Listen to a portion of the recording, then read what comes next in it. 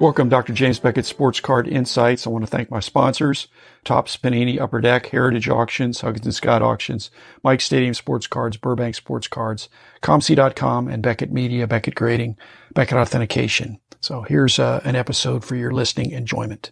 What's happening in the hobby today, the state of the hobby. There's a battle between the hobby and the industry, between the investors and the collectors and the dealers. There needs to be a coexistence and a cooperation, because selling the hobby as an opportunity to get rich is short-sighted, maybe not even true, but selling it as a fabulous pastime where you might make money, you might make a lot of money, but along the way, you're going to meet a lot of great people. You're going to make lifelong friendships. And whether you have cards for your whole life or you buy and sell and trade more aggressive, I really want people to put the focus not just on the value, but on the value of the relationships and the value of your time. So I think you do that. I think many of the vintage collectors do that. I hope that's the case, because otherwise the run-ups a couple of years ago are unsustainable. You're a financial professional, but anybody that's lived through some different business cycles realizes there are cycles. And if the cycle is generally up, that's good, but that doesn't mean everything has to go up. I'm just worried about the unbridled optimism. People ought to temper some of that enthusiasm that everything isn't going to go up forever. The great thing is when something seems to be overpriced, it's kind of like a stock market. If you think one sector is overvalued, you can go to another one. There's so many sectors, and they're creating new sectors, even in vintage. There's vintage publications now. Who knew? Right. Yeah. Unfortunately, I think that battle feels like there has to be a winner, and I want the winner to be the hobby. I don't know what that looks like necessarily, who ultimately comes out on top in terms of pricing platforms and grading platforms. The culture has moved into a very adversarial culture. It's us against them. It's those guys. It's the people that think or do things differently than I do. That's a troubling thing for our country, that you're either for or against. There are a lot of false dichotomies. There's a whole spectrum of ways to enjoy the hobby, and it doesn't have to be us against them, new cards against old cards. I think you can appreciate everything. And the true definition of tolerance is not that I agree with you, I think you're right. It's that I respect your right to have the different opinion, and I don't agree with it, but I want to hear why you think that, and I want to respect that you're not an idiot, you're not a liar, you're not evil, you just have a different perspective than I have. And that goes for politics, for religion, and collecting, or anything else that people feel strongly about. Again, the beauty of it is people feel strongly. That's a good thing. Yeah, for sure. I use that word respect a lot. People need a hobby like they want a hobby. Your hobby is your hobby. That's a problem. People let it affect them, what other people do. Wait a second. Don't. Just do your thing.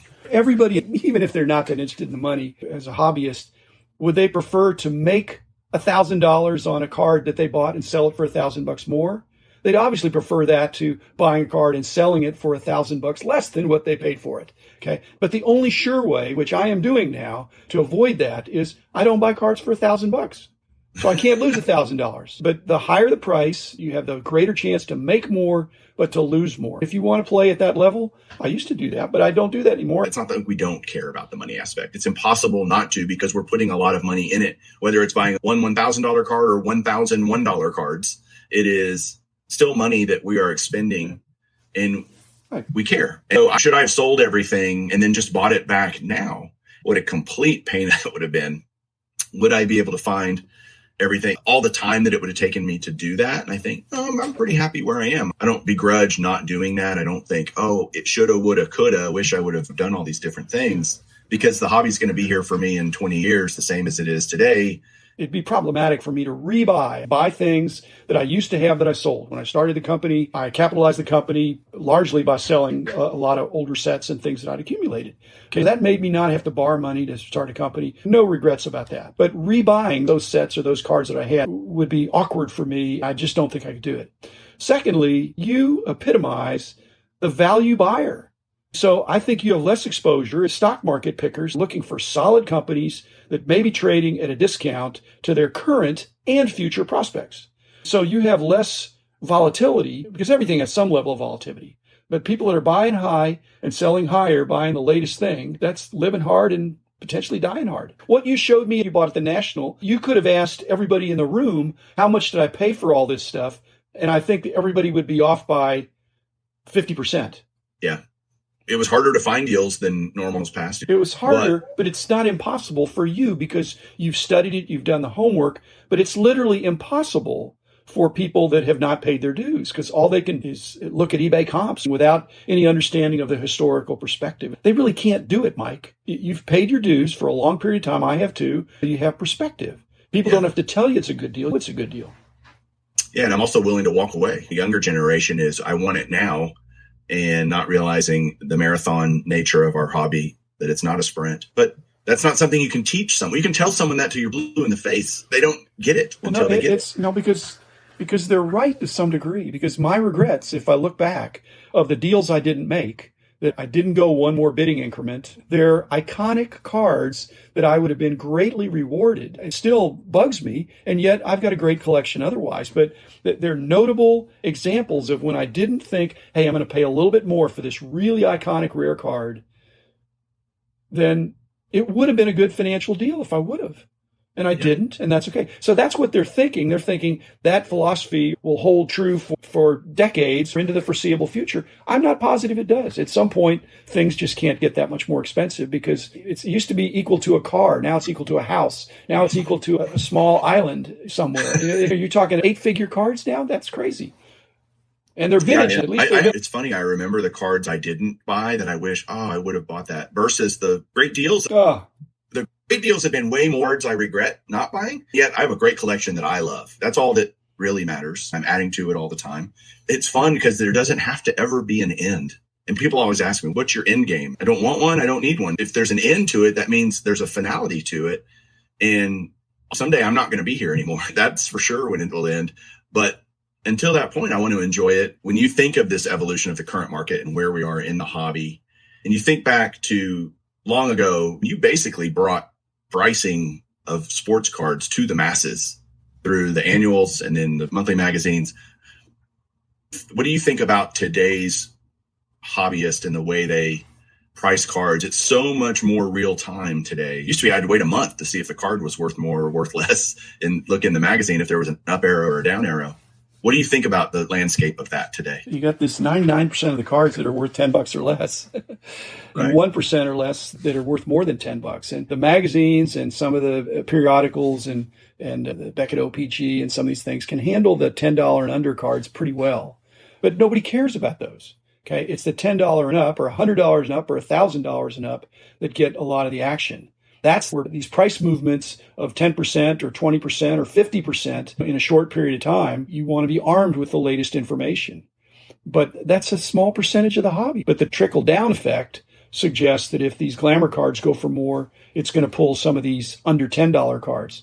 But if somebody went around the show and said, I've got 1,000 $10 cards here, that's $10,000. What would the offer be for them? Would it even be $1,000? I'm not even sure. And so they don't think of it. Whereas a $10,000 card, they're going to want $8,000. They're willing to take that. The cost of trading and all that stuff, there's a lot more friction with the cheaper cards. But my perception is I'm dealing with a dollar box and just having fun with it. And you're dealing with mostly cards that are hundreds of dollars. Okay, not thousands, although you've got some very nice cards that are now worth more, and even some of the ones you've gotten, you paid more than that. But it's the exception. And I think the mainstream of the vintage hobby are people that are walking the show, not with thousands of dollars, but with hundreds of dollars. Yeah. Because that's most of America that would be the collecting public. But the publicity and the headlines are being made. And a 5-figure card is not even noteworthy. A big deal. Yeah. It's 6 figures or 7 and now 8.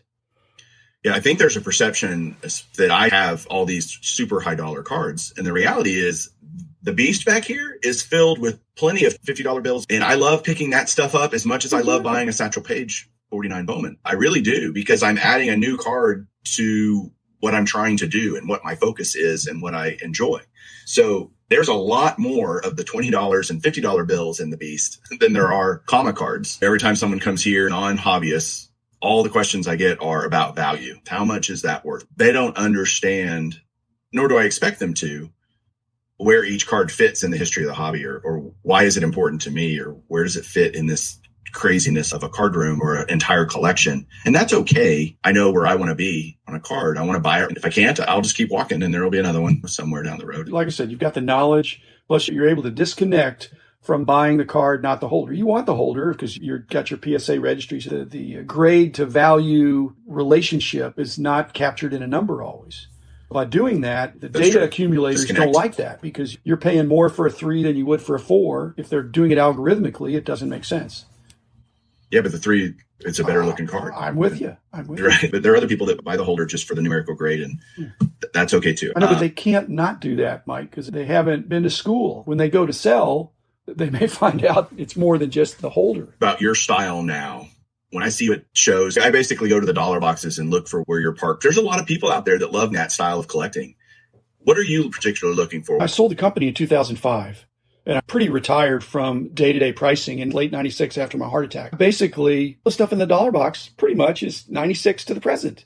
So I'm getting an education to see what's there. Every show I go to, I see cards I've never seen before. There's too many for me to know them all, and I know a lot. I've seen a lot.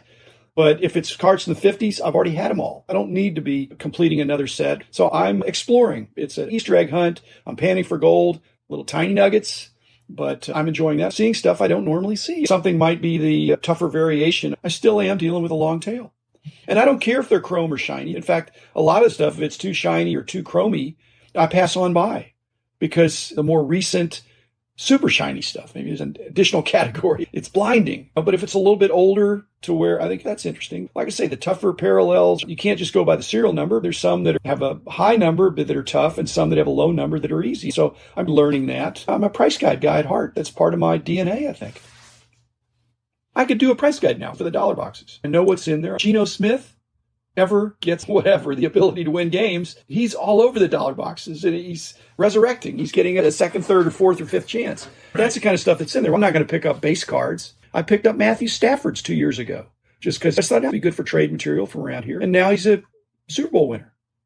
And surefire Hall of Famer, in my opinion. Yeah, that's his ticket. Give me some examples of some cards you found in dollar boxes recently. I can't believe this is in a dollar box. It's not that exotic. If it was that great, Mike, everybody would be doing it. I'm not finding $100 cards. I'm finding $5 and $10 cards, and I've got to be content with that. I'm not greedy. Probably for me, not slugging percentage, but batting percentage and on-base percentage. I'm trying to get singles and doubles. If I were looking for home runs, it wouldn't be as much fun. I want to go home with a nice stack of cards that I can have fun processing. When I get home, I'll evaluate. How did I do? Well, I picked out some stuff that I thought would be good, and it wasn't. Now, if it's Rangers or Stars or Cowboys or Mavericks, I can't lose because I'll just stash them away in my player collections and be ready for guests that come over that like the local teams. The stuff that you don't stash away, do you actively resell that? And what platforms do you use to do that? I'm now selling on eBay this year, but my first cut is CompC, the mid-price stuff. They do all the work. I don't want to ship one card at a time, so I can give them a bunch of cards. Some of the other players that I can lot together, I'll put on eBay. Then the stuff below that, I'll either keep here or I give them to Rich for his synagogue show or whatever. Every card has a place. I've been enjoying eBay. I've figured out a way to do it that's less hassle for me. To keep it simple because otherwise I got to get employees. I'm getting cards I don't want that still have value, but not extraordinary value. When I go to the dollar boxes, I'm literally buying every card I've never seen before. Okay. Makes sense. Regardless of who the player is.